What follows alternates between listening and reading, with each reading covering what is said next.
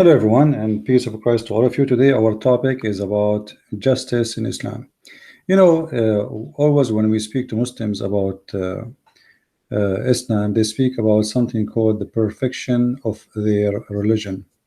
And I don't know how Muslims can even speak of such a thing because I never saw such a stupid justice. And this is goes between the Quran and the Hadith. Now, please let me know if you have any difficulty in the sound. As you know, I'm using my travel equipment, which is not the same as the one I use usually when I am home. Uh, in front of us, we have some hadith coming from Muhammad, and they are in connection with the topic I'm going to speak about. The Messenger of Allah said, "Don't curse the rooster, for it awakes you for up for a prayer." So the rooster should not be cursed. And the purpose of that, or the reason for that, because Mr. Rooster, he awake you to go up to pray. Now I see that this is very logical, but I don't know how a Muslim can explain to me the stupidity of this statement. Why I cannot curse the rooster, and why even I am cursing the rooster, and what cursing the rooster will do, and why Muhammad is worried about cursing Mr. Rooster. You see, when you curse a rooster, what curse exactly mean? It's mean you invoke God to harm someone. You ask God to harm someone. Now, why in the world a Muslim he wanna pray to God to harm a rooster? And why Muhammad he take it seriously that if somebody curse a rooster, he is going to cause him harm? I mean, isn't it stupid? Both actions, both statement is stupid. The one who cursed the rooster is stupid, and the one who says don't curse the rooster is even more stupid. It's like saying to me, don't curse the mosquitoes. Actually, Muhammad he said in different hadith, don't curse the lice or the fleas, for they awake the prophets to pray. And that as an excuse for Muhammad why he have a lot of lice. But the question here, how I can understand someone claim to be a prophet, claiming that if you curse a rooster, you are causing a harm to the rooster.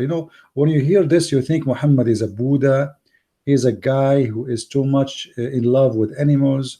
He is worried about animal rights. This guy, he ordered to kill all dogs, and the Muslim, they eat roosters anyway.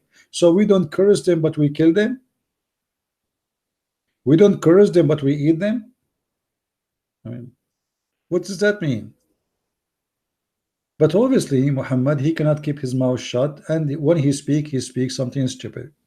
Now, in different hadith, and this is what I'm going to talk about, but I mentioned this one because it's in connection with the other hadith. There's two guys, they did gambling in the time of the Caliphate, Umar ibn Khattab. So they came to the Caliphate, and or let's say they brought to the Caliphate, and the Caliphate he found out about them that they are gambling using a rooster. So what the Caliphate did, he said, kill the rooster. I don't know if you got my joke, which is not a joke. Two guys are gambling, and they are using a rooster as a gamble. Why you want to kill the rooster? What is the fault of the rooster? We have a prophet says don't curse the rooster, and we have a caliphate says kill the rooster. And what the rooster did, what is the crime of Mr. Rooster? Nothing. Then a Muslim he said to the caliphate, and here you will see the justice of Islam. It says here that it's reported that etc. two men they did gambling into a rooster in the time of Umar, and Umar he ordered that those roosters to be killed. A man from the Ansar, from the Muslims, said to Umar, he said to him, will you kill something which glorify Allah? So Umar he left it. That's deep. That is seriously deep. So we should not kill the rooster, for the rooster is a Muslim. but we can kill the rooster to eat him. You will notice with me here that the Muslim did not say, why you want to kill the rooster anyway? I mean, what the rooster did? Are you going to eat him? What do you want to do? Is that a punishment? Is that a penalty? It's a penalty to who? Is that a penalty to the man who play with? What about you put the man who do gambling, put him in jail? What the rooster have to do with this? He's just a poor animal. Are you going to cook him? Are you going to eat him? No. Are you going to make him shish kebab, falafel? No. Are you going to make him shawarma? No. So why you want to kill the rooster? Because he is the caliphate of justice. Kill the rooster. Sir, we found those two guys doing gambling using a rooster. Okay, kill the rooster. And then the other guy, he is supposedly smarter than the caliphate. He said to him, a brother, for the sake of Allah, are you going to kill a rooster who glorify Allah? A rooster who glorify Allah? So why you Muslim, eat rooster? You make fun of the Hindus because if you kill a cow for a Hindu, he get upset. And now the caliphate, he will not kill the rooster because you Muslims believe that the rooster, he glorify Allah, but yet you eat a chicken, you kill roosters every day, you slaughter them. So what the point of saying how you kill a rooster who glorify Allah? So you Muslim, you kill chickens and you eat chickens when they are glorifying Allah. And this is what I call it the most stupid stories you find in Islamic books. Obviously all this story, I believe it's fabricated. It's just to make you believe that in Islam there is justice, and the Caliphate Umar was amazing justice man. But there's nothing there intelligence. All what we see in front of us is a stupid story.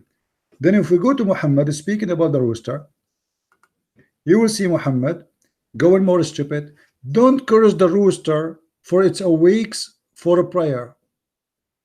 So what the purpose of the rooster to exist in this earth? It is to awake Muslims to pray. So the rooster who live between the Hindu, what his job?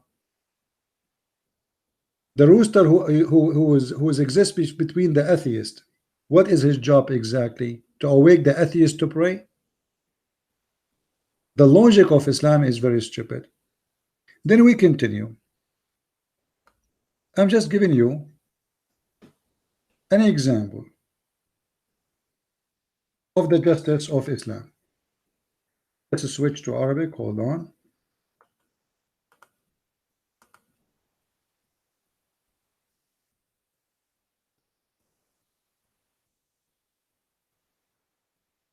All right, let's see this one.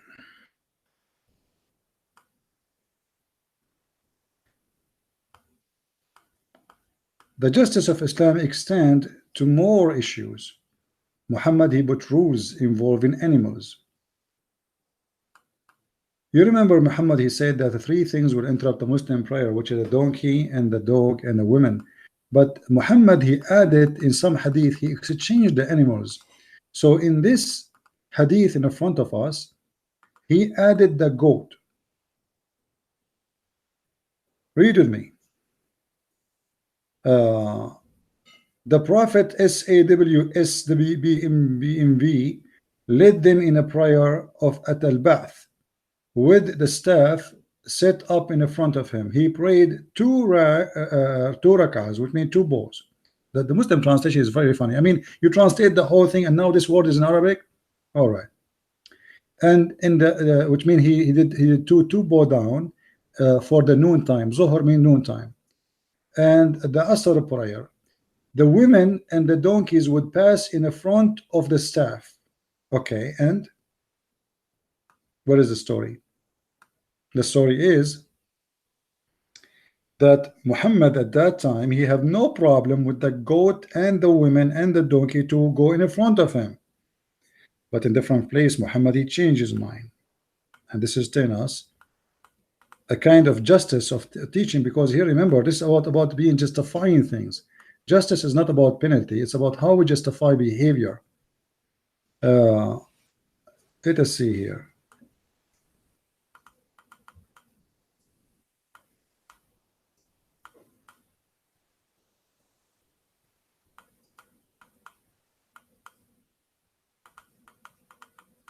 Yeah, all of those, they are saying the same, But I want to show you another hadith. I hope I can find it, where in the judgment day, Allah is going to judge between two goats.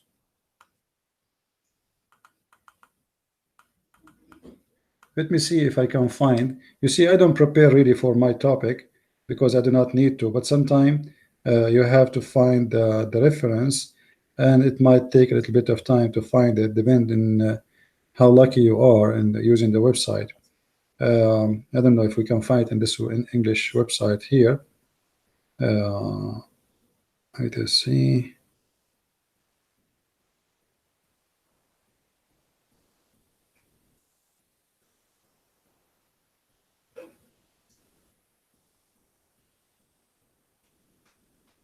All right, let us see. I'm trying to find you the reference. Anyway, just to make it short until I find the reference. According to Islam, in the judgment day, Allah is going to judge between two goats. One of them, one of those goats, have a horn, and the other goat do not have a horn. So Allah is going to judge, and we will ask the goat which has a horn, why you did hit with your horn the other goat. So when you hear those examples in Islam, you think Islam is a very high standard religion, and Islam really take care about everything. Everything have to go by justice. A goat fighting a goat, Allah will judge between two goats. Isn't it, this is too much really to believe? And how Allah can judge between two goats? I remember once I asked a Muslim, about when he mentioned that to me. I said to him, is Allah going to take to court a mosquito who did bite you and suck your blood? He said yes. I said, but Allah is the one supposedly who created the mosquito this way. This is what she eat. This is her food. How you can judge a mosquito for being a mosquito? This is the logic of Islam. But remember, the Muslims believe in different standard of justice when it's come to human. So suddenly you find Muhammad caring too much about a human in a way he think is the right way to practice. So if we go in the Quran, we will find this.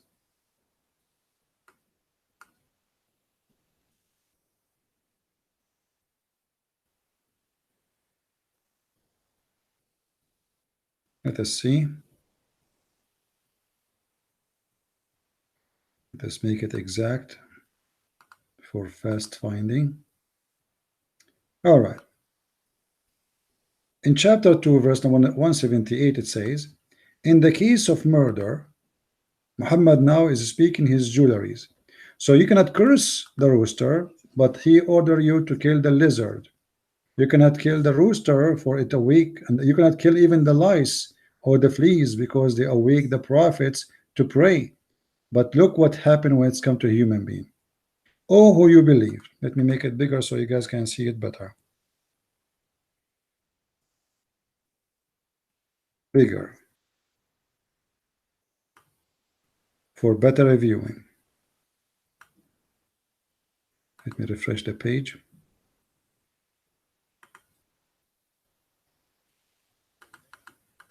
All right. Oh, who you believe in the law of equality is prescribed to you. So this is the law is coming from Allah in the case of murder. Free for the free, slave for the slave, the women for the women. Don't curse the rooster. The rooster is protected by Muhammad. You cannot curse him. If you curse him, you are doing unjust behavior. But look at Muhammad, the idiot. He took the law of Moses, which it says eye for an eye. And because he's an idiot of the village, he practiced the eye for an eye in the wrong way. So look what he said. Muhammad, he divided the human being to sections. There's a free man. This is the white man, the free man. And then there's the black man, who is the slave. And then there is the third section, which is the women. So in case of murder, if a free man kills somebody, and that man, he killed a free man, so free for the free. If a free man kill the slave, then we kill his slave. Have you ever heard of a stupid justice like this? If I kill your slave, you kill my slave? That's it? How that can be? What kind of justice? And remember here, the one is talking is Allah. This is not Muhammad. This is not Sahaba. This is not companion. The Muslim cannot say this is a weak.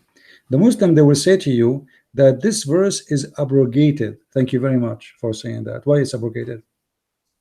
I challenge any Muslim to tell me why it's abrogated. I mean, have you ever heard of a God abrogate his law about murder? This is a murder. It should be firm, stationary, and forever. Few weeks after we abrogate the verse, why?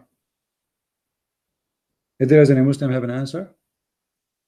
You just gave me a law about murder. So what the problem? Why this verse is abrogated? The answer is very simple. People, they start complaining, making fun of the stupid Muhammad for such a law. How in the world, if a free man kill a free man, we kill the free man, but if he kill a slave, we kill the other slave? So now we have two victims. We cannot curse the rooster, and we should not kill the rooster before he worship Allah, but now we kill a slave, black person, just because a white man, he killed a black slave. So in order of killing, instead of killing the white man who killed the black slave, no, we kill another slave. So now instead of having one victim, we have two. In the case of a man killing a woman, what we do? We kill his women. Have you ever heard of a stupid law like this? I kill your wife, you kill my wife? This is not eye for an eye.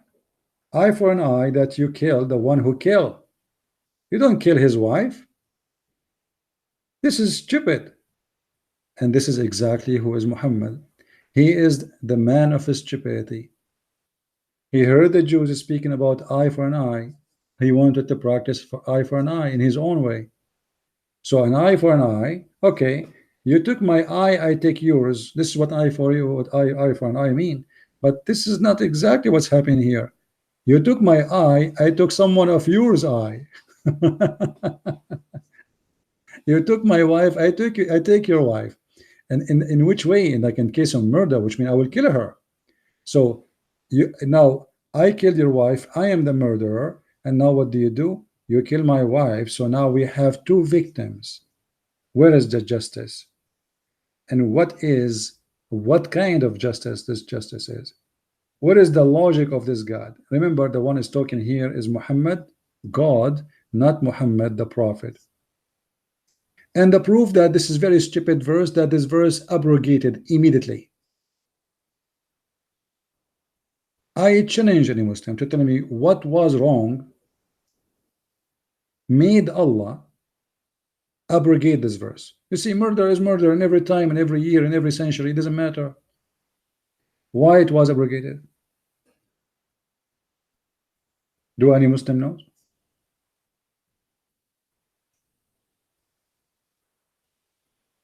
We kill the black dog, for the black dog is the devil. We cannot curse the flies or the lice, for they are awakening the prophet to pray. We cannot curse the rooster, for they are awakening Muslims to pray. And we cannot kill the rooster because he is a Muslim. But we can kill a slave because someone else killed a slave of someone else. We can kill a woman who have nothing to do with the crime because someone he killed the women of someone else. What kind of logic this logic is? This is the exact logic we see when Islam speak about Christianity. As an example, Muhammad, he said that Allah in the judgment day, he will take the sin of the Muslims and he will place it on the Christians. Why? What is the reason? What is the justice?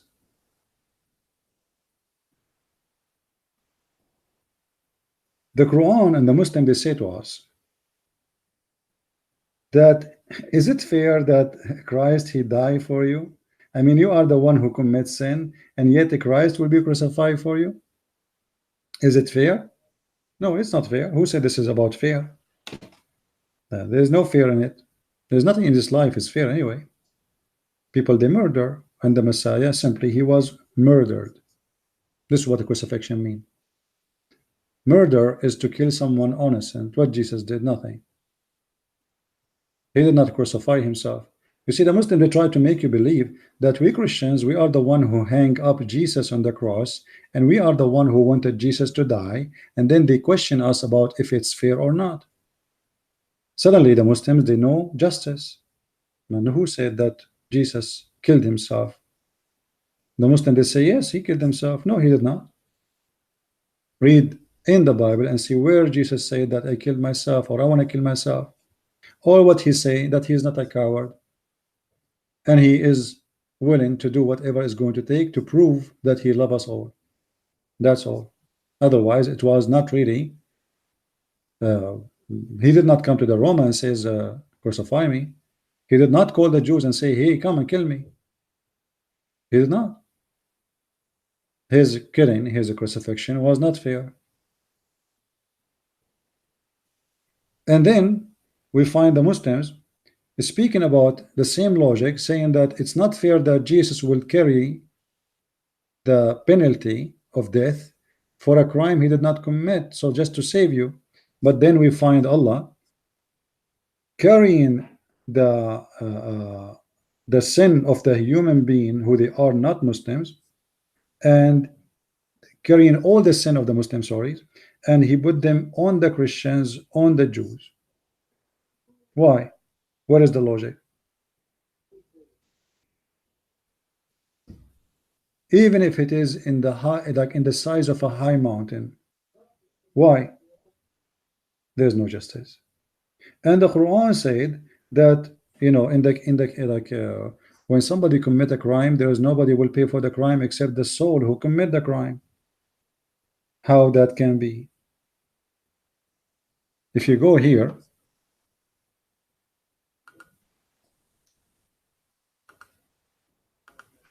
let us see.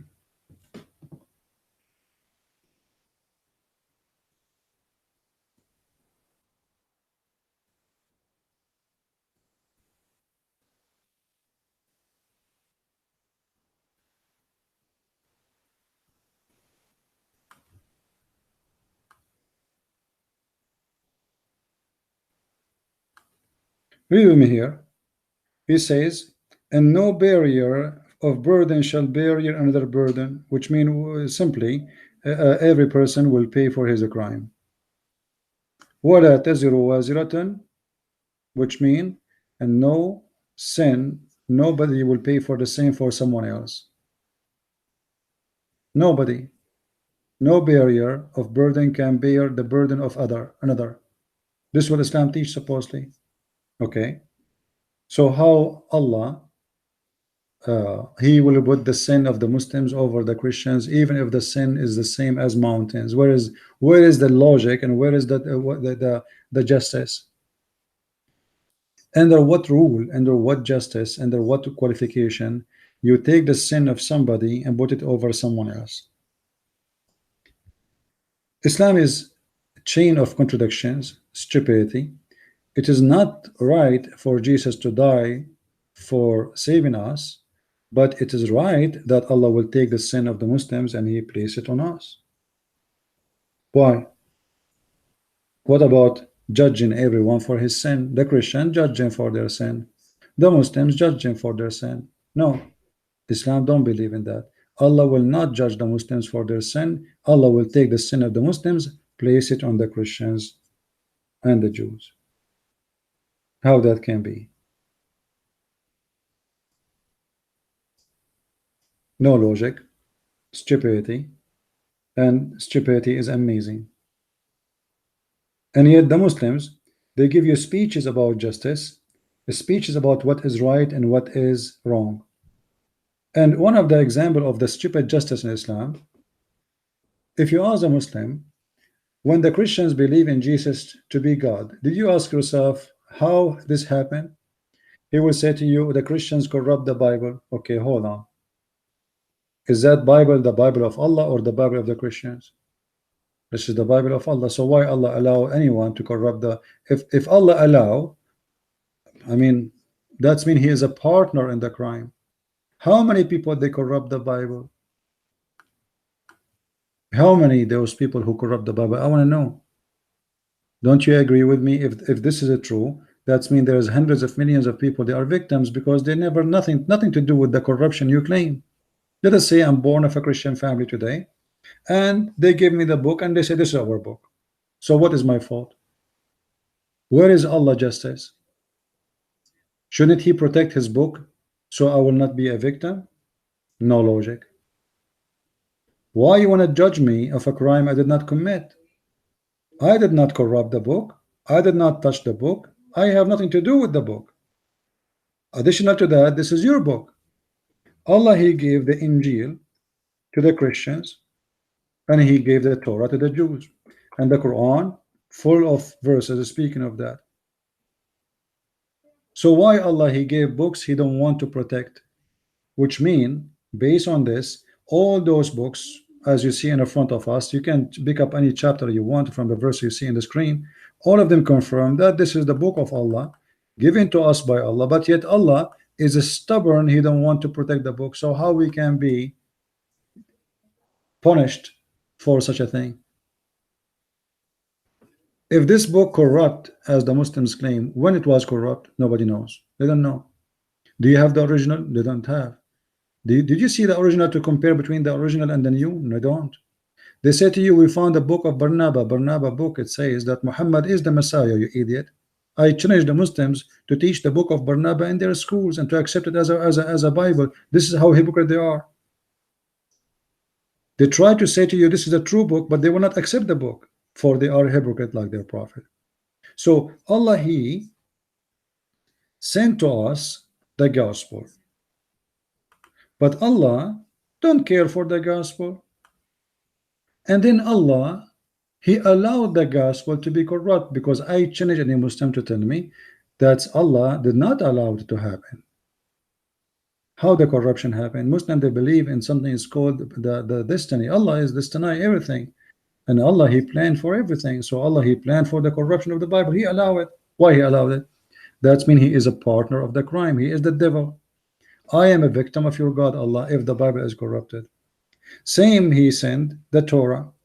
And the funny, it says that every book sent by Allah is confirming what is before it. So how come they are confirming what is before them, including the Quran confirming what is before it, and now you say to me that this book is corrupt? Stupid. And then look here, it says, let the people of the gospel judge by what Allah has revealed to them. How you say to them, judge by the book I revealed to you? If they don't have a book, it's corrupt. That's mean the book, at least in the time of Muhammad, is not corrupt. Otherwise, how you ask somebody to judge by a book you don't have no more? That is the most stupid statement ever. How I cannot judge by a book I did not even hold in my hand? That is madness, stupidity. But welcome to Islam. If you see in the text in the previous video, there's a guy, his name is Abraham, and he posting for us a couple of articles, copy paste, saying that the Bible is corrupt. Well, thank you very much. Let us assume that this guy is telling us the truth, but this is mean Allah is a stupid God. How I can trust a God? He cannot protect any book. I mean, imagine Allah, He sent 124,000 prophet. The Muslim themselves, they witness to us saying that all the books previously sent by Allah is corrupt. And now you want me to believe that the last book is not corrupt? You want me to believe that? So we have a God who is a loser. Imagine if Allah go into the Mondial in Russia and He played 124,000 games and He lost them all except one, according to you, but there's no witness. And now you want me to trust such a God? If we go in the Hadith, if we go to the book of As-Suyuti, if we go to the books of the scholars, we will find that there's tons of reference about verses in the Quran either eaten by goats or are missing. As an example, the chapter of Al-Ahzab used to be equal to the chapter of Al-Baqarah, and this is according to Islamic source, which means more than 200 verses are missing in one chapter in the Quran. 200 verses is equal to a book. The Al-Baqarah is the biggest chapter in the Quran. If we go here In the hadith, we will find the following: that when Muhammad was in the stage of death, there's a goat entered the bedroom of Muhammad, flipped Muhammad from the bed, and she ate the Quran. And now we have many verses according to the story in front of us, which is a Sahih hadith, that those verses are missing. We cannot find them no more. Why? Because Her Majesty, the goat, ate the Quran. If your God cannot stop a goat, how he can stop a human being? And now, by the way, until now, this goat is wanted in all Islamic countries because we want to know if this goat sent by the Mossad or CIA or maybe special agency or maybe by Trump. So where is the Quran which is preserved? Did Allah wrote the Quran? No. Did Muhammad write the Quran? No. The Muslims don't have a Quran written by Muhammad. Actually, Muslims don't even have Quran by Uthman. The Quran in front of you, the Muslim, they claim that this is the Quran of Uthman, but there's no original copy of it, not a single one. The earliest copy Muslims they have is about 400 years after Islam and nothing to do with Uthman. It's a claim. It's a claim that this is a copy of a copy of a copy of a copy of a copy of Uthman, and coming from who? Coming from a guy, his name is Hafs. If we search for Hafs, we will find that Hafs by the Muslims accused to be a fraud and a liar. But Hafs came more than 200 years after Muhammad. How we can trust him if the Muslims themselves don't trust him? Actually, according to Islam, Hafs is rejected as a hadith reporter. Why? Because he's a fraud. So we refuse his hadith, we accept his Quran. If we go around and search in the Quran for something like, let us say, to find maybe how the Quran is collected. Is it collected according to Allah teaching, or it's collected according to Muslims teaching? The Quran says, Inna alayna jam'uhu wa Qur'anahu. What jam'uhu mean? Let us see the Muslim translation. Inna alayna jam'uhu wa Qur'anahu, chapter 75, verse number 17. Let us see Yusuf Ali. If you don't like Yusuf Ali, you can open any other idiot. All right? It's for us, it is on us to collect it and to recite it, which means to teach it to you. So who is the one who will collect the Quran? Who is the one who is talking? Allah. Who is the one collect the Quran? It's not even Muhammad. So where is the fulfill of this verse? If Allah says, I am going to collect the Quran, it is on me. It is my duty. How you explain to me that the Quran was collected long after Muhammad's death? What is Allah promise? Where we can find the promise? The hadith with the Muslims, which they have, which is all Islam is based on it. Even this one, Muhammad, he never wrote a hadith. Never. Actually, Muhammad, he said, anyone here write a hadith from me, he should erase it. Read with me carefully. So now we have no source of Islam. Let us see if we can find it.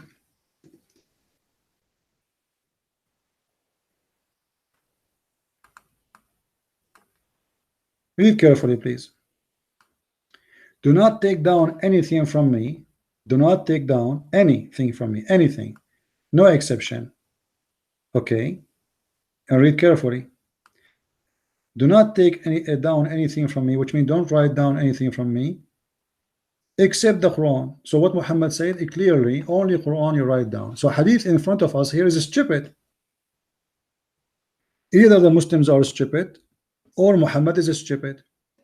Because if you are saying to them, write only the Quran, but yet Islam is in the hadith, because there is many rules is not exist in the Quran.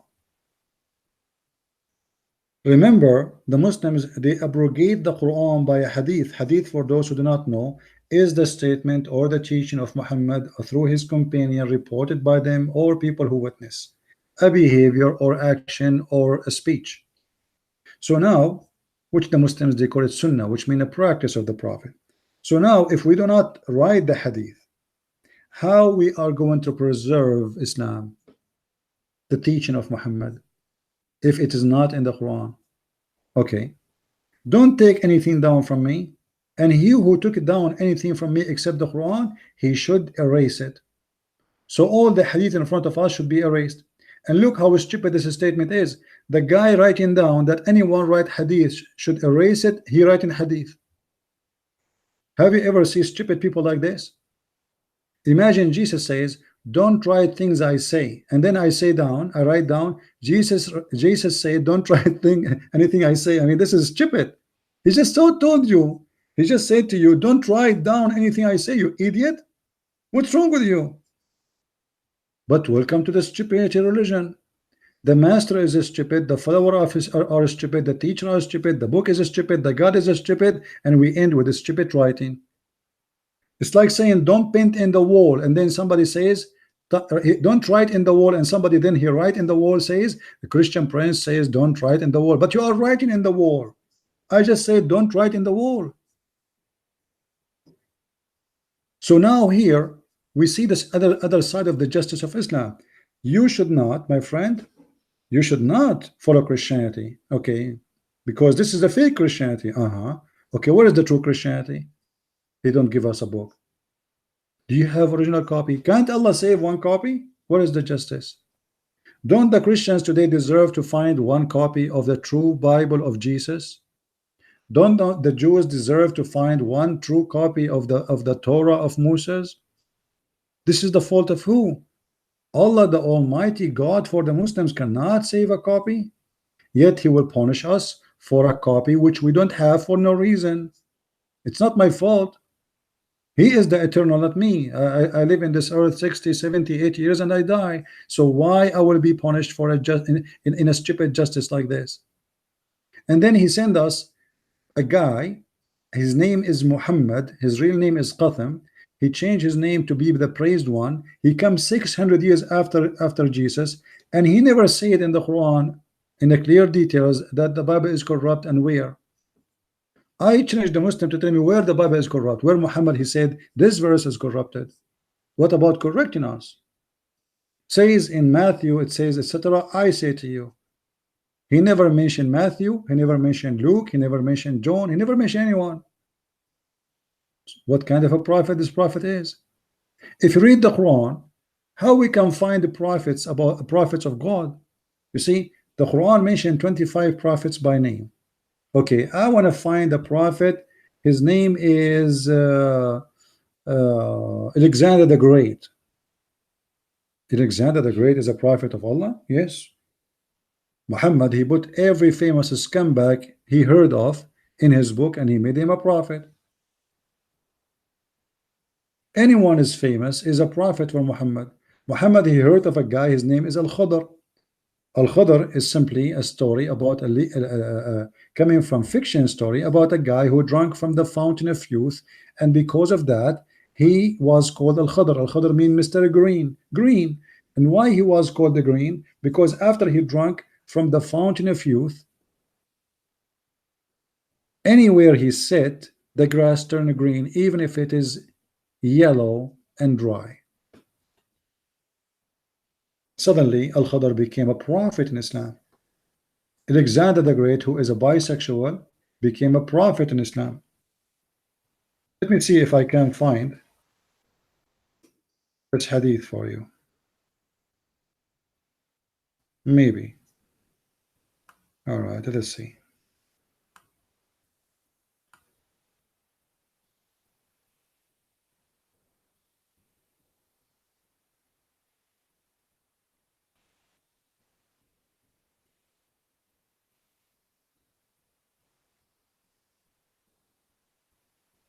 I'll try to find it for you, so maybe we can laugh a little bit.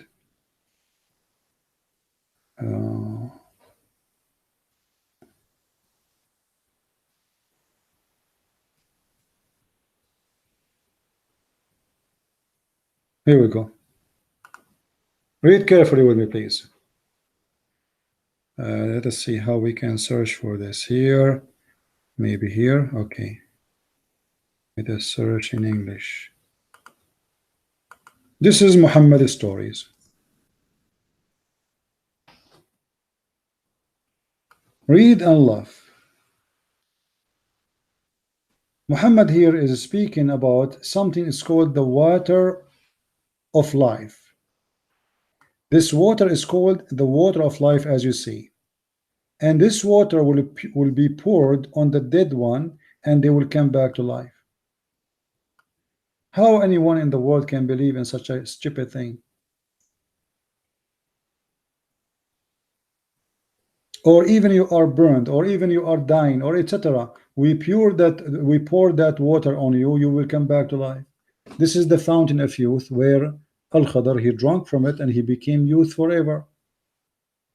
The water of life. People will be like dust, people like they are burned, people they are dead, and all what we do, we sprinkle the water of life on them and they will come back to life. Let me see if I can find the other hadith about the water of life. Here we go. This is a different story. And this is actually the story of Al-Khadr and Moses. If you remember the story of Moses and Khadr, it is exist in the chapter 18, and speaking about Allah sending Moses to learn from a prophet. His name is Al-Khadr, and he is a lot greater than Moses. Then Moses, he do not know how to find him. Allah told him to take with him a fish. And because now Moses arrived to the fountain of youth, the fish jumped from the basket, came back to life. Why? Because some of the water of the fountain of youth sprinkled on it and came back to life. Because remember, this magical water, anyone touch it or drink from it, he come back to life and he will become youth. And by the way, I drank from it and now I am 17 years old. So look at this story here. When the fish run away from you, this is where you will meet the Khadr. So how now Moses will know where the Khadr is?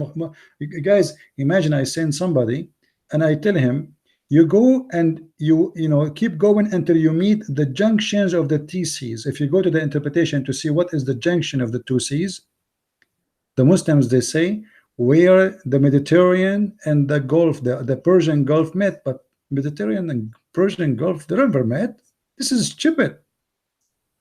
Muhammad is copying here the story from a story of a guy. His name is Al-Gilgamesh, who go in the world. It's an old legend, very well known in the north of Iraq and Persia and Turkey, about this guy who want to live forever. He is a warrior, and then he go and he find a guy. His name is Al-Khadr, and he learn from him, trying to learn from him the secret of life, how he can stay youth, etc. Muhammad, he took the story, he put it in his book, and he made it about Al-Khadr and Moses. And then the fish after came back from life, but until now did not tell us how the fish came back to life. So Moses set out along with his attendant, which means servant, Yeshua bin Nun. Who is Nun? For those who do not know, Nun simply is a word in Aramaic mean fish. So this guy, his name is Yeshua ibn Nun, the son of Nun, the son of the fish. And they carried with them fish till they reached the rock and rested there. So they arrived to a rock. Have you ever heard of a detail like this? We are traveling in the desert and now we found a rock, as if this desert have only one rock. Amazing. Moses put his head down and slept. And then the reporter continued the story. Said, at the rock there was water spring called Al-Hayat. Al-Hayat, for those who don't speak Arabic, mean the life. So the water there, it's a water spring called the water of life. Why it's called the water of life? Because if you drink from it and you are dead, you come back to life, as simple as that. And this is how the fish came back to life. And none come and touch with the water, but became alive. If. This is a true story. Now, guys, why I want to pray to Jesus, and why I want to go to church, and why I want to be a Muslim, and why I want to be a Jew, and why I want to be a Hindu, all what I need is just to find the fountain of life, and I drink from it, and I will live forever. It looked like when you drink from this water, you became God. By the way, if there is anyone want some water of the water of life, I mean, what is that? This is religion of Islam? I'm sure many of you never heard those stories before, maybe most of you. This is the stupidity. So now we have a prophet, his name the Green, for he drank from the water of life, and whatever he touched, he became alive. And remember, the Mr. Green, the prophet Green, he was exist in the funeral of Noah. What? Yes, and he was exist in the time of Moses. Yeah, and he was exist in the funeral of the Prophet Muhammad. That's mean Mr. Al-Khidr is always alive since Adam, alive since Abraham, alive since Moses, alive since Muhammad, and for sure he's alive right now. How he would die? This guy, he drank from the water of life. Are you kidding me? Now, where is the justice? Because my topic is about justice. How you say to us, if you do this and this and this and this, I will save you, I will go you take you to heaven, and then we find that this religion teaching that there's a fountain, if we drink from it, we became immoral, because we became, sorry, like eternal people. We never die. Where is justice here? What justifying the existence of the fountain of life? What the purpose of it? Stupidity, fairy tale stories. And then Moses, after he washed his fish, or like let's say the fish touched this water and came back to life, this fish jumped from the basket and entered into the sea. So when Moses wake up, he asked his attendant, bring the early meal. And this is exist in chapter 18, verse number 62. The narrator added, Moses did not suffer from fatigue except after he had passed the place he had been ordered to observe. Look at the magic. Allah did not even make him get tired, but when Moses passed that area, Allah in purpose make him get tired, so he sleep there, so he don't go farther, because he is missing the point. So now Moses, he slept in that area. For Allah, he wants the fish to slip from the basket, for the fish is going to be his guide, as we will hear in the rest of the story. His attendant Yeshua ibn Nun said to him, do you remember what happened when we betook ourselves to the rock? I did indeed forgot about the fish. Chapter 1863, the narrator added, so they came back, retracing their steps, and then they found in the sea the way of the fish, looking like a tunnel. What happened, my friend, when this fish jumped from the basket, she jumped into the sea. However, wherever this fish walk or swim, sorry, the fish leave a mark in the water, and the water turned to be a rock. So now Moses and his attendant, his servant, they have a highway inside the ocean, which where the fish previously went through. So now Moses entered into the sea, walking in the top of the sea, which has become a rock. So there was an astonishing event for his attendant, and there was a tunnel for the fish. When they reached the rock, they found man covered by garment. So now they walk inside the sea, which is became like a bridge in the water, and then they found in the middle of the sea a guy was covered by a garment, and actually this is a green garment. Moses greeted him and said to him, as you know, like in the rest, hello, blah blah blah. And he said to him, is there any such a greeting in your land? So like, what, how we can greet you? Moses said, I am Moses. The man said, Moses of Bani Israel? Oh, the Moses of the Jew?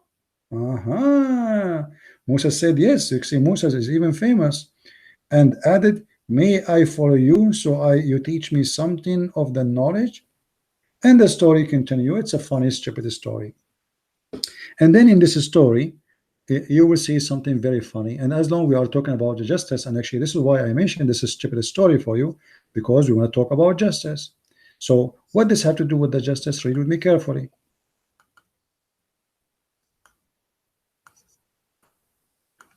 When Moses followed this man, which his name is Al-Khudr, Al-Khudr, he passed by a child, a Muslim child,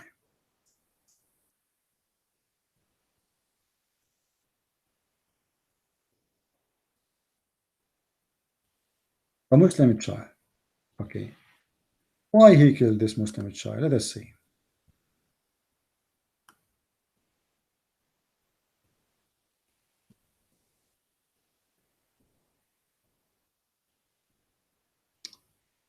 Uh, Here we go.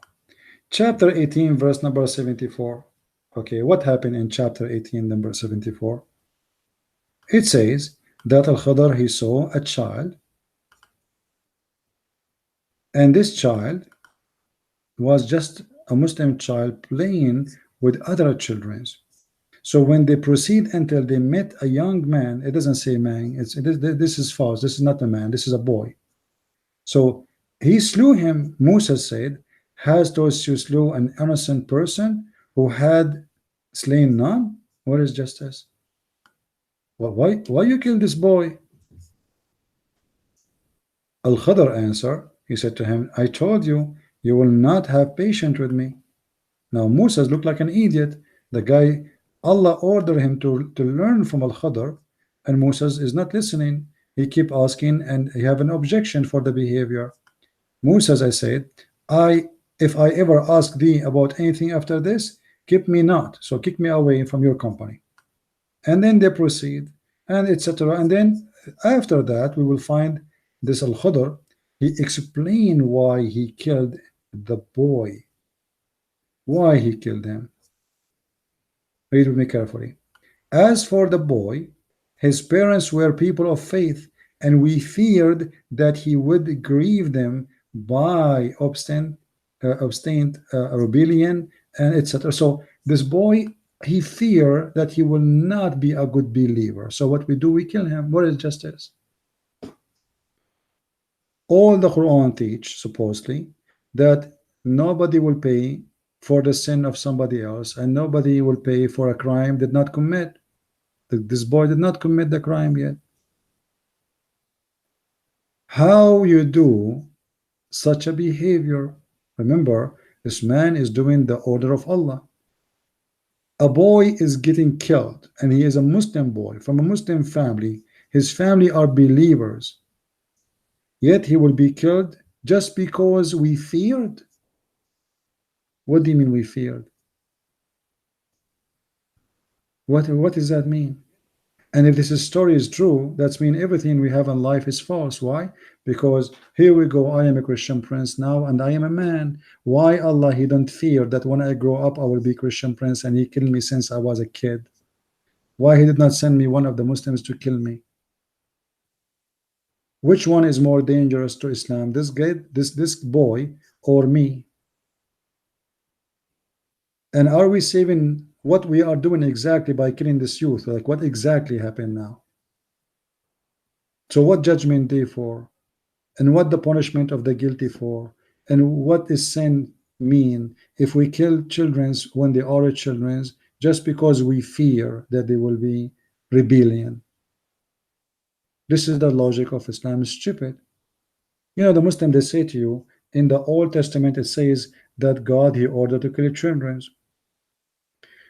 You know, but the Muslims believe in the flood of Noah. They believe strongly in the flood of Noah. So what's the problem now? Hypocrisy. The flood of Noah killed everybody. Women, children, kids, old, young. It's a flood.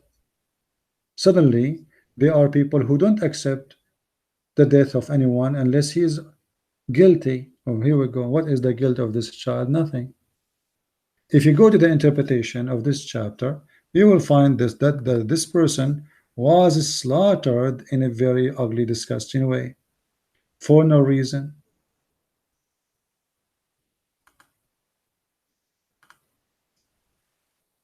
Each time we try to speak to Muslims about their religion, they give you all kind of funny, stupid justification. Why a Muslim will get 70 versions? Because he prayed to Allah. Is that a reason to abuse 80,000 human being to be your sex slave? Do that justify? I mean, do the being obedience justify the reward which is abuse? Since when abuse is a reward? When a Muslim, he says to us, let us say,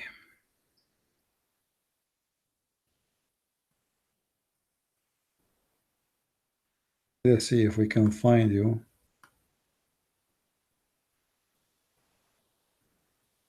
the story.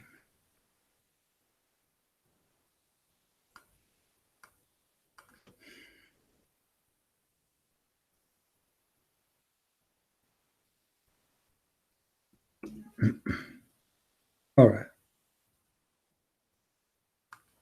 What is the lowest reward for the people of paradise? Read with me, Allah.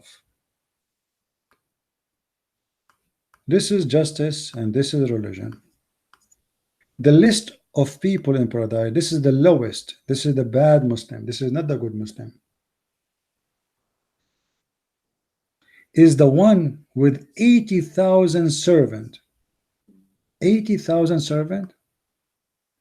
I pray to Allah 5 times a day, and because I did that, Allah will enslave for me 80,000 human being. I mean, this is justice, obviously. Can you find more justice than this? This is the most disgusting promise ever. This is slavery even in heaven, and the slavery in wide number, mass number. 80,000 servant, and they will be, by the way, boys. They will be serving me. Where is the justice? Do the reward match with justice? The reward itself is a reward of disgusting. This is abuse. The punishment in Islam is an abuse. It's not justice. As an example, the Quran speaks about crucifixion. Muhammad himself, he heated nails and put it in the eyes of his enemies. He cut their hands, he cut their feet, he tortured. Where is justice? If somebody, in case of murder, kill him. If somebody kill, okay, kill him. Why you want to crucify him and cut his hands? Are you a pagan Roman? In the Old Testament, it says, cursed is the one who is hanged on the tree. Who is that one is cursed? Is the criminal who hanged on the tree. But this is not the punishment of God. This is the punishment of the Roman. So those who they do usually hang in the tree is the thieves, criminals, etc. But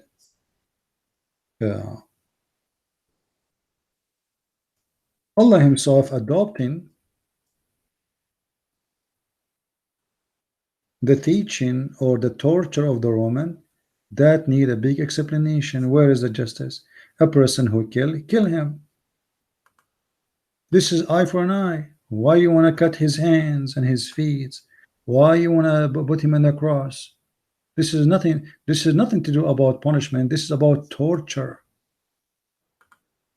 This is a pure torture. This God, he enjoyed torturing.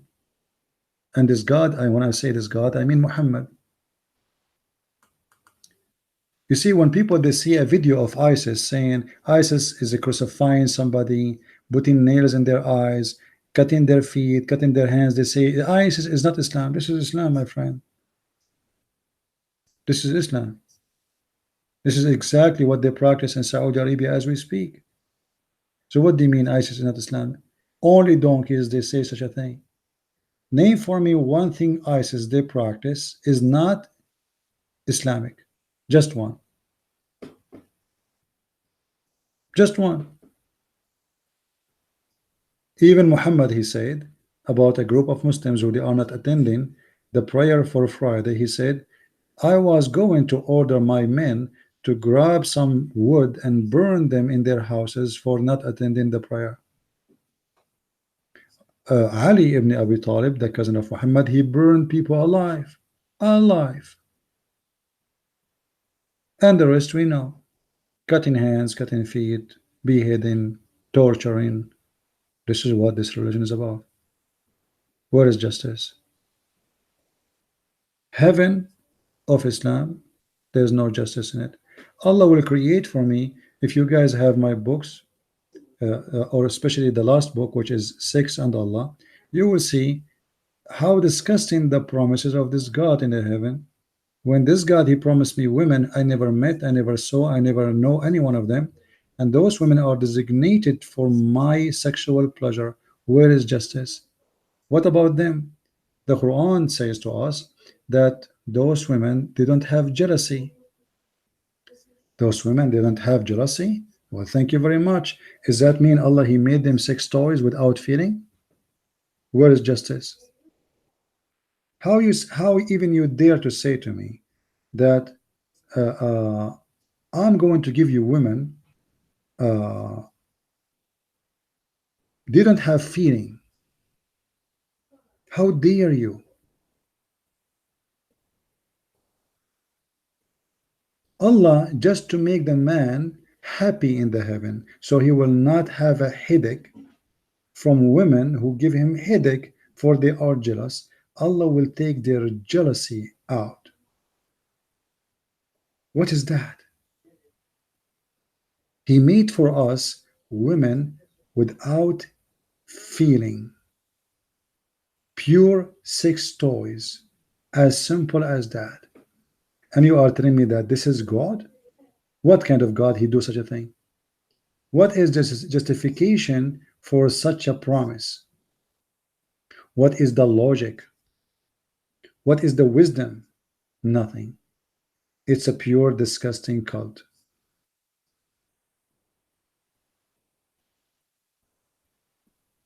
Make me happy and make them my sex slaves for eternity.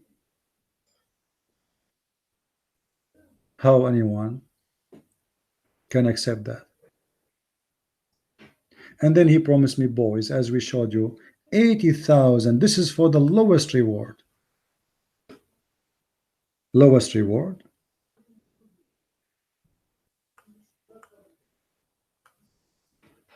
Do you see it? And don't forget, this hadith is da'if, because the Muslims don't agree about the number. Some of them, they say it is not 80,000, it is 70,000. Some they say it is not 70,000, it's 114,000. Some they say it's not, but all of them, they agree that it's a huge mass number of servants and sex slaves will be waiting for you in heaven. What is this? And the Quran confirm that in the heaven we will have little boys who they are white like pearls. And here you will notice that how racist even in the employee requirement.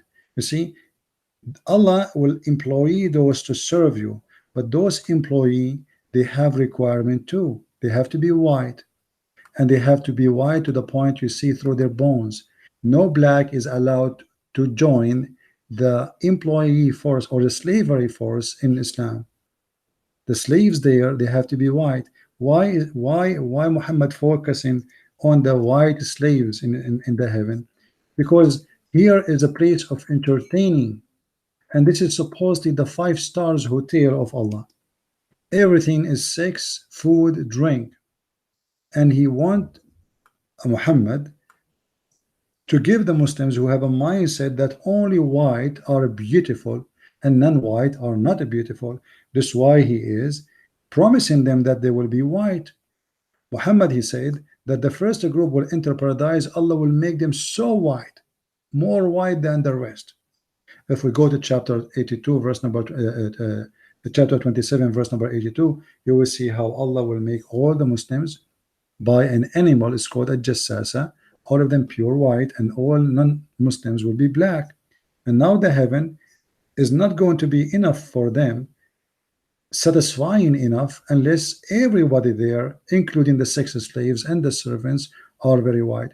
This is why the Quran described those boys as pearls,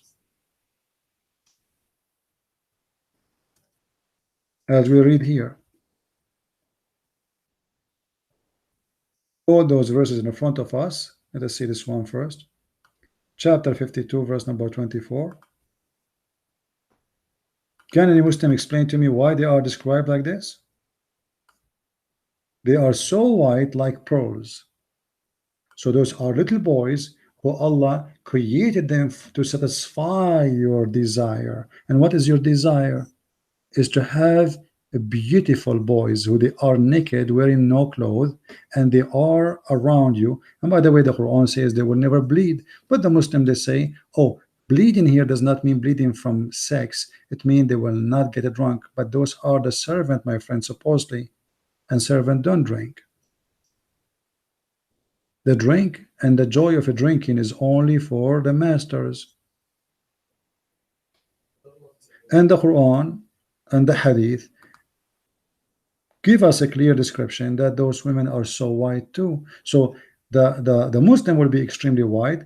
The women, they will be extremely white to the point their whiteness is disgusting. So you can see through the bones, the marrow of their bones, because Muhammad always exaggerate with his lies to satisfy the desire of those Arab Muslims who they are obsessed with the whitening or the white women.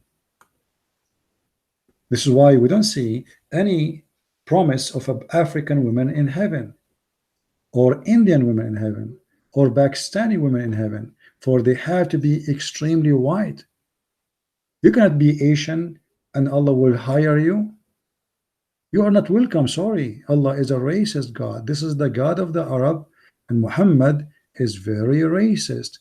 He only like especially very white women. This is why in the Quran he said, in the tafsir it says that when Muhammad he asked the Muslims to invade the Roman, he told them, attack the children of the yellow, as they call them, the children of the yellow, which means they are blonde, so you can get the girls, the yellow girls.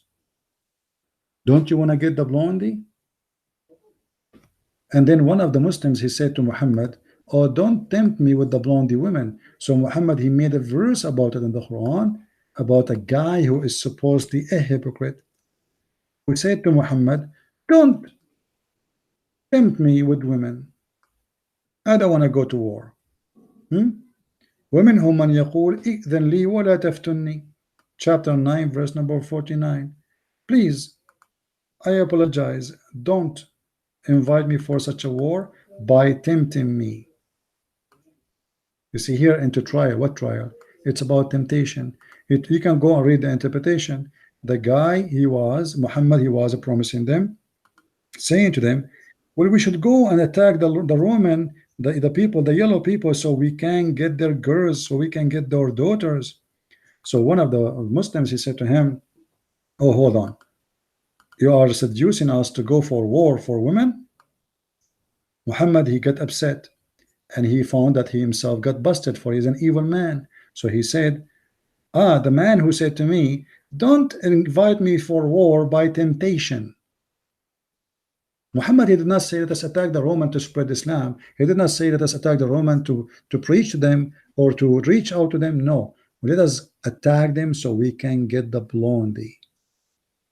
And the man spoke about, and this is in the interpretation, not my statement. And then Muhammad, because now he got busted, obviously he's an evil man. Where is justice in this? You want to attack your neighbors just to get the blondie girls, their daughters? Is that what the religion is about? We attack the neighbors to get the blondie girls, so we rape them? So he is tempting them, saying to them, don't you know that they have a blondie girls? Don't you want to have a girl, she have a blonde hair, white skin? Come on, let us attack them. And this man, he said to him, and now it became part of the Quran. Imagine, Muhammad, he have his answer ready. Allah told me, the guy who said to you, don't tempt me, he's a hypocrite. Who is the hypocrite? The hypocrite is the one who says to his followers, attack the neighbors so we can get their girls. Where Jesus said, go and attack the neighbors so we can get the white women. That is disgusting. Where is justice? Where is logic? Where is God? This is what God is about? We attack the neighbors to force the neighbors to believe in God by raping their girls? You see, the Roman, they never invade Muhammad. Never. Muhammad, he prepared himself to invade the Roman, and he was not successful. Muhammad died and he could not accomplish anything with the Roman. The success was after Muhammad's death. So here we ask ourselves again and again, where is justice? What is the justification of Muhammad's army to invade Egypt? Nothing, except they say to spread Islam. And spread Islam by taking the money and the women of the people, by taking the land of somebody else. What about sending preachers the same as the Christians? The Muslim, they say to you, do you know what the white man did to the American Indian? What this have to do with our topic? Nothing. Nothing. The white man, he was enslaving black people too. But this is not according to the teaching of Jesus. Black people who they are Christians, who became a Christians, they were enslaved. But this is history of a human being, ugly, have nothing to do with Jesus. The African, in certain time, they enslaved the white man too. The whole nation of Israel was enslaved by the African Egyptian. All the nation. And this is written all over the Bible. So both they enslave each other. Both. But here what we see in front of us, a person justifying what is he called from God for an ugly reason, not for the sake of God. He want to get the blonde girls. The same as he is justifying that God will give you 80,000 virgin or a child to serve you in heaven or to have sex with them. What is the excuse? You were praying to Allah 5 times a day. I mean, what is the what a disgusting reason. What about I go to heaven and that's it and make me happy? Do I need to have 80,000 slave for sex? There's no justice. Can't God reward me without abusing someone else? Do you really feel good if you go into a palace in heaven and you find that there is 80,000 human being under your shoes and they will be there for eternity? Slavery in earth is a lot better, because slavery in earth, maybe one day you can get your freedom, maybe you can run, maybe you will die and that's it. Here it is eternity of slavery. You spend your life, if you are a woman, excuse my language, you spend your life, your panties off, having sex with a guy you never know, you never met, and each time he finish having sex, Allah will make you virgin again, and you have to say to the husband or the man who is sleeping with you, oh, you are the best, and you have to sing for him and dance for him. This is your job. This is your job. The women, they will not eat. The women, they will not drink. The women, they will not even change their clothes because they are wearing nothing. The man, he drink. The man, he enjoy. The women is just a sex toy.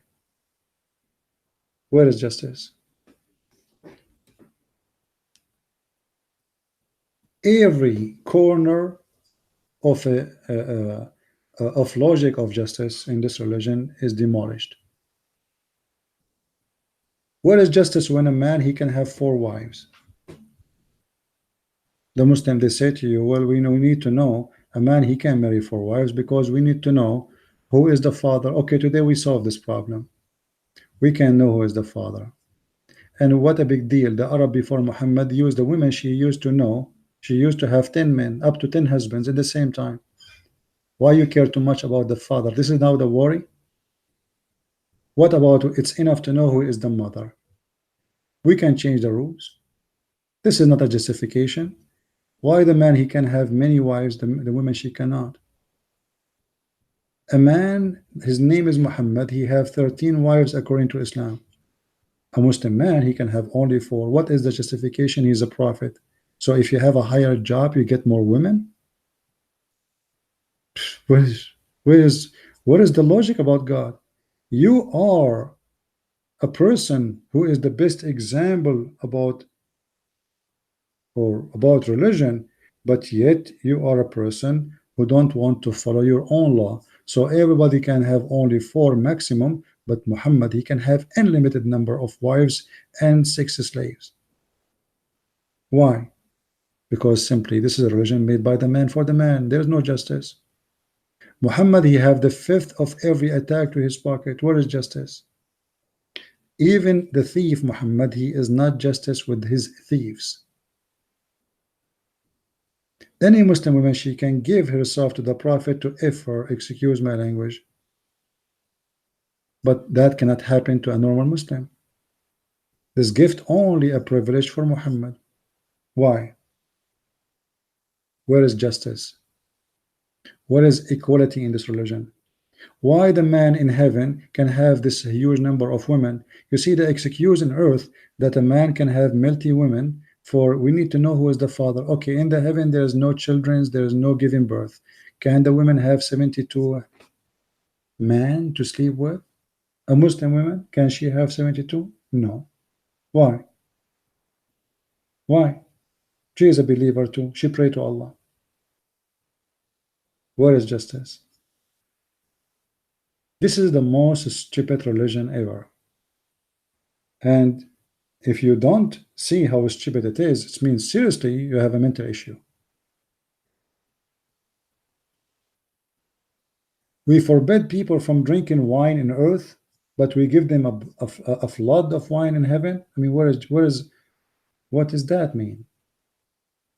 In the heaven of Allah, a Muslim man is allowed to have sex with every member of his family. Some scholars they say except his mother.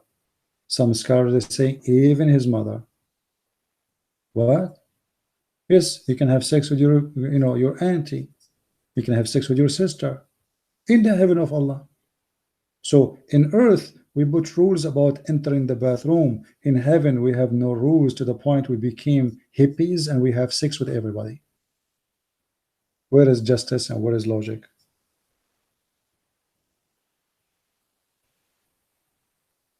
The more you learn about this cult, the more you find out that this is the most stupid, dumb religion.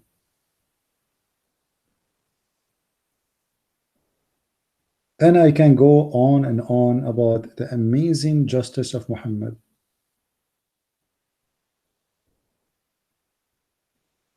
Muhammad, he allowed that Muslim men, they can have sex with their slaves. Okay, can a Muslim woman have sex with her slaves? No. Why? Why the man he can have sex with a slave, the woman she cannot? Nobody knows.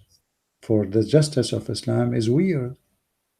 It's a religion made by the man for the man, and the man, he need to be happy.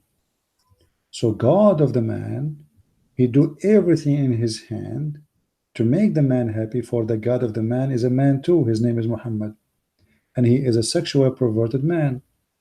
So in order to satisfy his needs and the needs of his own warriors, because this is what he cared for, the women are the weak one. He do not need them. He need those who carry swords and kill. So he made and he did his best to satisfy their sexual needs, sometime by giving them their sexual needs immediately by attacking the neighbors, raping their women, or by giving them false promises about sexual heaven full of abuse.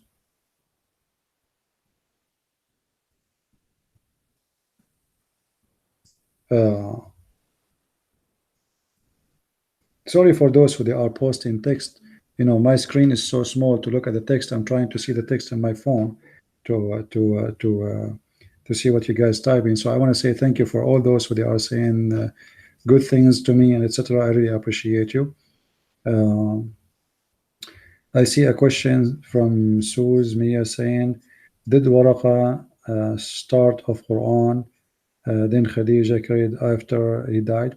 You see, obviously, Waraqa is the first person who started the Quran. If you remember the hadith, when Muhammad been taken by Khadija, the hadith explained to us a little bit of the story. Says Waraqa ibn Nawfal, he was translating or summarizing the gospel. That is the Quran, right? If you go here, you will see it says that this guy Waraqa, who is the real father of Muhammad, I believe,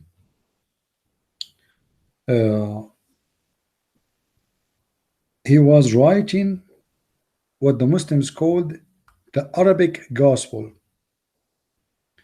Let us see. Here we go. Read with me carefully. Waraqa was the son of her paternal uncle, i.e., her father brother, who during the pre-Islamic period became a Christian. Not a Christian, this is true. He became Nasara, and used to write the Arabic writing of what? Of the Gospel. That is the Quran. This is the Gospel of the Nasara. This cult, it was like Jehovah's Witnesses, and Waraqa was one of them. And he was writing, where is the gospel now? Where we can find this gospel? What happened to it? According to the Muslims, Waraq bin Nawfal was a true Christian. Okay, that means he have the true book. According to Muhammad, Waraq bin Nawfal is in heaven. That means he's a true believer, which means he have the right teaching of Jesus. Where we can find this gospel? No Muslim can answer.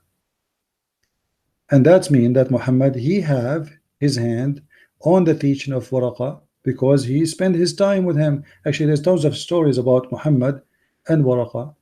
And each time, even Muhammad, when he was lost, they found him with Waraqa. Why? Because Waraqa is his father, his real father. If you have my book, The Deception of Allah, you will find that the sister of Waraqa, she offered herself to the father of Muhammad, or Qasim, to sleep with her, according to the Muslims, and she offered him 100 camel. But why the sister of Waraqa is doing that? Simply, Waraqa, he sent his sister to sleep with the father of Muhammad because he already sleeping with this woman, which is the mother of Muhammad.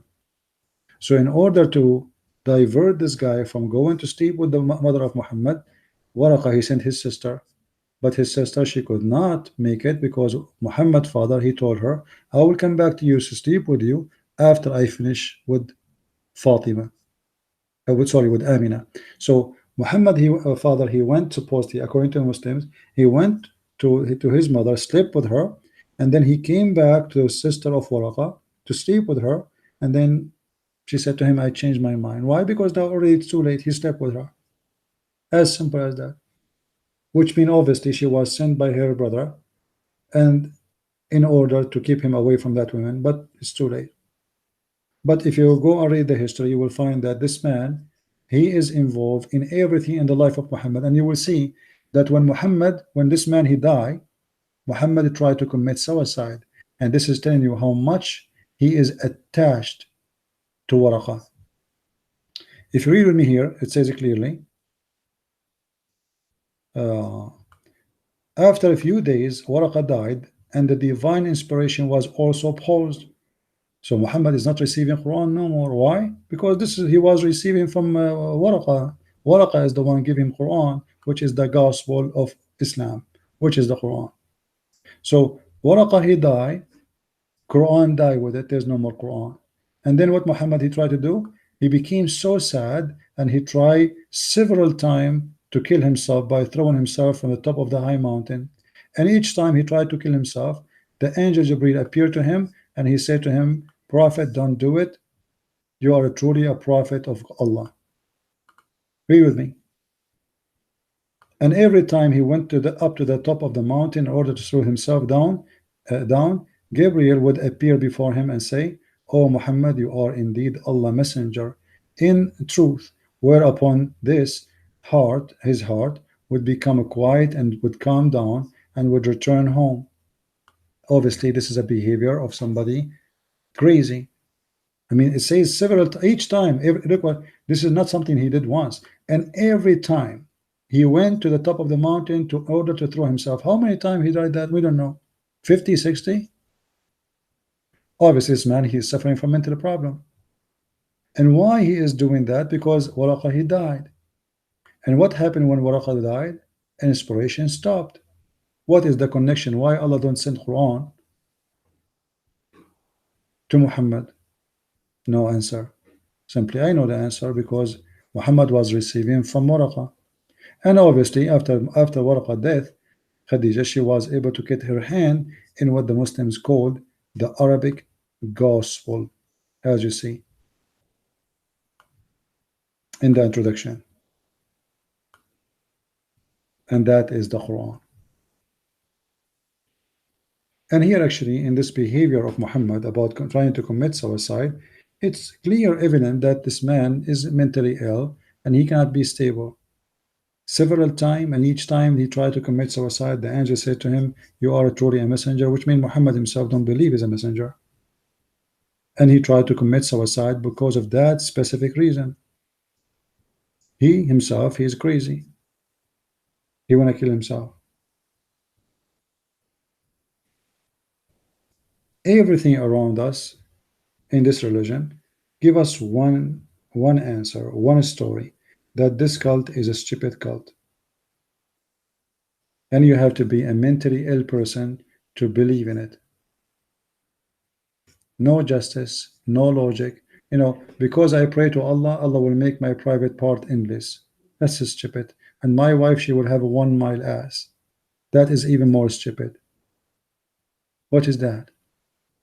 And I will have a tent, have 4 doors, and my floor will be made from rubies, and my bed is going to be high, and I will be wearing a bracelet, and I will wear a green shirt. I mean, how stupid the details is. This is the most annoying heaven. Imagine if this is true. Close your eyes and imagine this is true. This is very, very annoying. Imagine you have a TV program. Every day is the same for eternity. The same movie. Every Friday you attend the party in the presence of Allah. 3 singers will sing. Who are they? Muhammad and David and Allah. And they will sing, 3 of them, each one alone, the same exact song. David, he sang the Psalm. Muhammad, he sang the Quran. Allah, he sang this chapter of Ar-Rahman from the Quran. And each time one of them sing, Allah will ask you, have you ever heard better than this before? And then you will say, I never heard.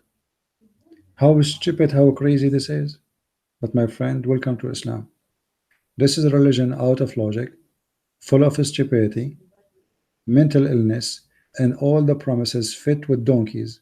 Even donkeys is smarter, and they will not believe a word Muhammad he said.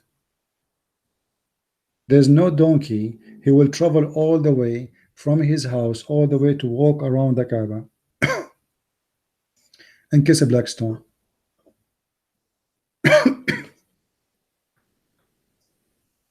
All right, guys, my throat is getting dry. I have to keep going. I want to say thank you for being here. I hope today we cover a good parts of exploring this cult, and I hope the Muslims, they are going to take what I said without, don't take it personal. Think about it. Think about it. Where is the logic? Where is the what this religion about? There's God. I believe in him. I go to heaven. He will make my penis endless. He will give me a woman. Her boobs is round, as the Quran described, and they are firms. I like firm boobs. I don't like them to be down. I mean, what this is about? Like the guy, he said to us in the Old Testament, there's a song speaking about the sperm of animals. So this is like this is, you see, they cannot even divide between a man talking and God talking. If God he says something, tell me what God said. If a man says something, this is what man said. Our book, my friend, is the book of books. The Bible is not a book only word of God. When we say it is the word of God, this is generally speaking, but in the book you will see even Satan talking. Satan said to God. Here we are showing you what your God is saying, what your God is teaching, what your God is a promise is. The promise of your God is a promise of pimp. If you show me a song made by Solomon, well, this is a king. He is making a poet. He is not God. He's a man making a poetry. He speak about things, it might look sexual for you, but he's speaking about his city.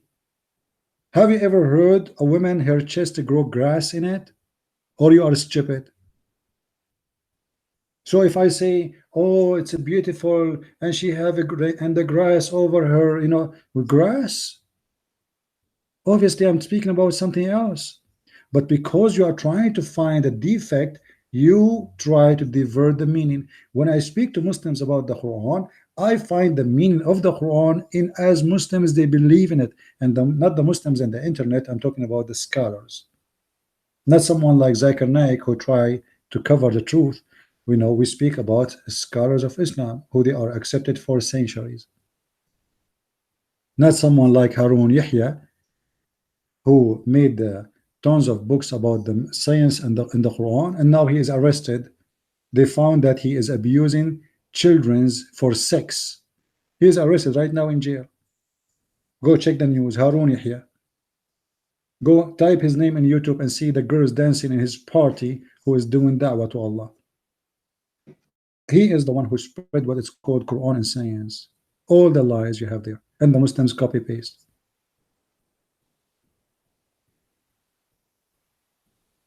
They come to you, they say, do you know that Lut, his daughters, they have sex with him? So what does have to do with God?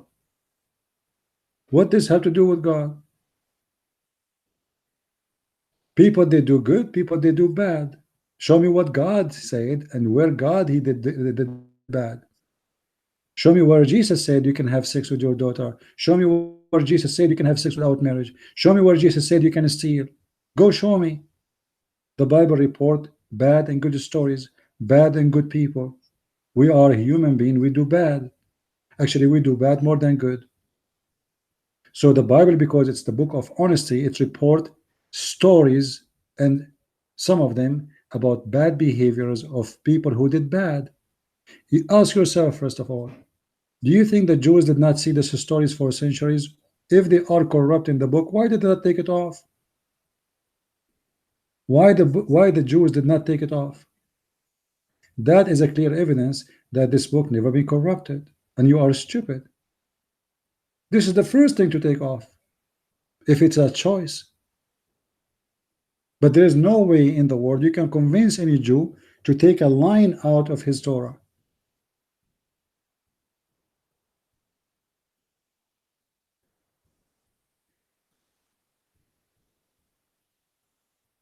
You Muslims are the one who do that. As an example, if we show you the verse of the muta in the Quran, you will say to me, this is not about muta. It says muta in Arabic. No, it's not about muta. Then we go and we show you the interpretation. You say, no, it's not about muta. Then we show you the hadith. You say, no, it's not about muta. Why? Because you are in denial. You don't believe how, you don't want to admit how stupid your cult. Where Jesus allowed us to do muta. In chapter 25, verse number 54, it's allowed for a Muslim to have sex with his own daughter. And this is the teaching of Allah, not the teaching or not a behavior of a single man or single daughters of somebody. Every Muslim who have a girlfriend, he can have sex with his daughter if she is daughter from adultery. If she is daughter from marriage, he cannot have sex with her. This is Islam. So why you are upset from the daughter of Lot who did nothing according to God? It's not God who said to them, go sleep with your father. Nowhere it says that. The daughters, they were afraid they will be out of its children's and their father might die and there's no men around and there's nobody. So they decide and they made their own decision, that decision according to God. What does have to do with shame to Christianity or to Judaism? Nothing. People, they do, and God, he judge. I do. If I do now something shameful, what does have to do with Jesus? In order to be shameful to Jesus, you have to show me where Jesus said do so. If Jesus says to me, go and do muta, then you cannot even judge me. Then you judge Jesus. You say, okay, well, you know what? Jesus says do muta. Here we go. But this is new Quran. And this is your teaching. Even your religion is about muta. What do you do in religion? Sex. Everything in this cult is about sex. Sex and belly, penis and belly is everything in Islam. There's no heart. Why a man he marry a woman? Muhammad, he said, for her money, for her beauty, and for her religion. Three reasons, none of them is love. Three reasons, none of them is love. Why a man will sleep with all those women in heaven? All reason mentioned, none of them is love. It's lust. It's pure sexuality. The lust of the belly, the lust of the penis, the lust of the eyes. You want to see something beautiful. You want to see naked women. You want to see beautiful body. You want to see beautiful private part. You want to have 70 years orgasm. Where is love? No love. What I will do in heaven? Am I going to live in love? No, I will live in sex. You will be a perverted creature who have nothing to do in life except playing with your penis. This is reality. Why people don't want to say it as it is? What do you do in heaven when you go? What exactly your program? Let us say in heaven you don't, according to Islam, you will not sleep. You will not get tired. Okay, what do you do? Sex. Sex non-stop. Eating and sex. A sandwich in your mouth, a penis in the other hand. This is the truth. You are addicted creature for sex and food and drink. This is all what you do. What is your love? You will be loving who there? Which wife? Which women? And the funny, Muhammad described the whore that all of them they have the same face, the same voice, the same name, the same hair. Imagine we open a website for dating and everybody in the heaven of Allah look the same. By the way, even men they look the same. Every Muslim man will be there in the heaven look exactly as other his Muslim brother. Same face, same height, same tall, same age. All of them they will be having the face of Joseph. All of them they have the age of Jesus, 33 years old. All of them they have the same hair, the same eyes, the same voice. Same for the women. All the hur, not the wives, all the hur, they will have same face, same voice, same eyes, same lips. Everything is exactly copy. I mean, how silly that is. Imagine we open a website for dating in Islamic heaven. All women there, their age is the same, have the same face, have the same name, and they sing the same song, and they have the same profile. And that's exactly what will happen to the Muslim men. All of them, their name is Joseph. All of them, they are 33 years old. All of them, they have the same height, the same eyes, the same voice. What's a silly religion? And you are telling me Islam make sense? What makes sense about it? And you know, what the point of having 80,000 women for sex if all of them they look the same? If I sleep with one, I sleep with all. And not only that, each time you sleep one of them, Allah He make her virgin, and then she said to you, "Oh, you were the best in bed, man." But this woman, she never have sex with anyone else. How? What do you mean? She says to me, "I am the best." What does that mean exactly? What is the point? This is the teaching of a perverted man. He want to satisfy you, make you feel proud of yourself. Ah, you are the goat, you are the mule, you are the one who his penis is powerful. So after you finish sex with her, and the angel he will come and he rub at your shoulder, says, "Please, brother, next woman because she is burning." You are right. This is heaven. This is pimp house. I better go to Las Vegas tomorrow. And the most funny thing about Muslims, they speak about logic. They say to you, it doesn't make sense. Show me one thing of the teaching of Jesus does not make sense. Show me one thing Jesus he did can be proven to be crazy or stupid or sick. Love your enemy. Don't divorce your wife. Don't exchange women. Don't hurt the children. Don't hate. Don't kill. Don't steal. Love everyone. If somebody asks you for your coat, give him your dress. If somebody asks you to walk with him a step, walk with him 1,000 steps. If somebody slam your right cheek, give him the other one. Tell me what Jesus said is not qualified for you to be fallen, and you follow Muhammad. Let us say, for the sake of argument, the Bible is corrupt. Show me one thing Jesus he said in this Bible is sick.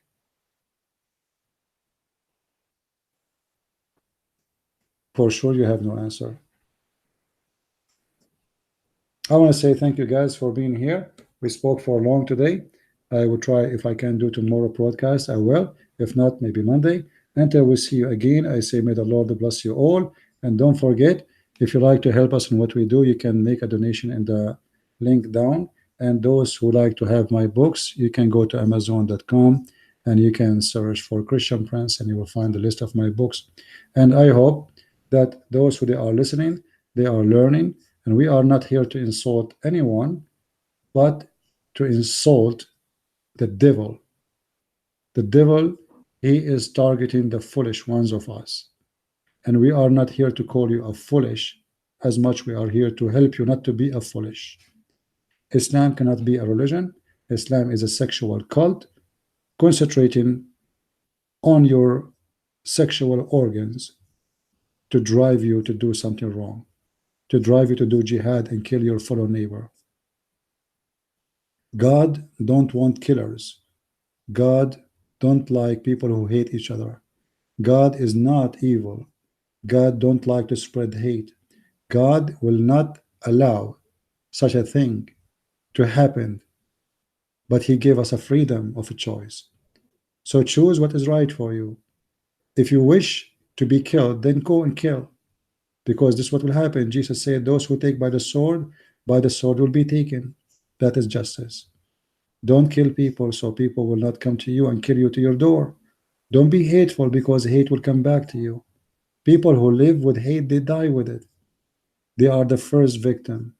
Your hate will kill you. And Jesus is the only one who freed us from our hate. I hate no Muslims.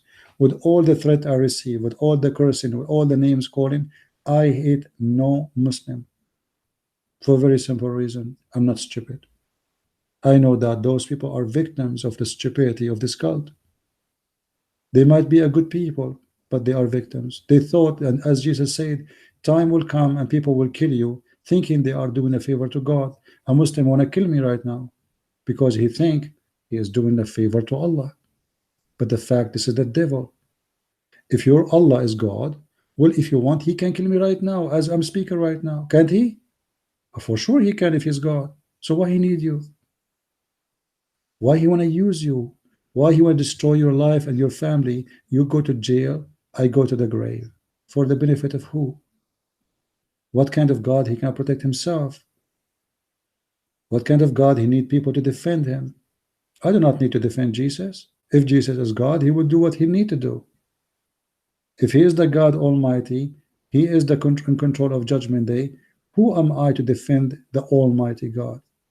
That is stupid. God do not need any of us. Give to God what is to God. And be you as a human. Don't be an animal. Even animals don't kill unless they are hungry. You might walk next to a wolf, but he will not attack you. Why? Because he's full. His stomach is full. He look at you and he keep going. Can't you be a wolf who kill only if he is hungry? Maybe you cannot, because you are following Muhammad, who wanted you to be a walking killer, a tool of killing, a person who is proud and dancing from happiness for evil behavior of killing a human being, the same as we saw Muslims dancing in 9/11. Why you want to dance for the death of 3,000 people burned alive? What make you happy about that? Evil. Evil. I will not be happy to see Muslims dying anywhere. When tsunami happened, the Muslims were crying from happiness. Happiness, not sadness, because they thought those who they die, they are the kuffar. But the fact later they found that they were Indonesian Muslim like them. Thank you guys for being here. May the Lord bless you. And until we see you soon again, Christ is Lord, Islam is false. Amen to that. Thank you very much. God bless.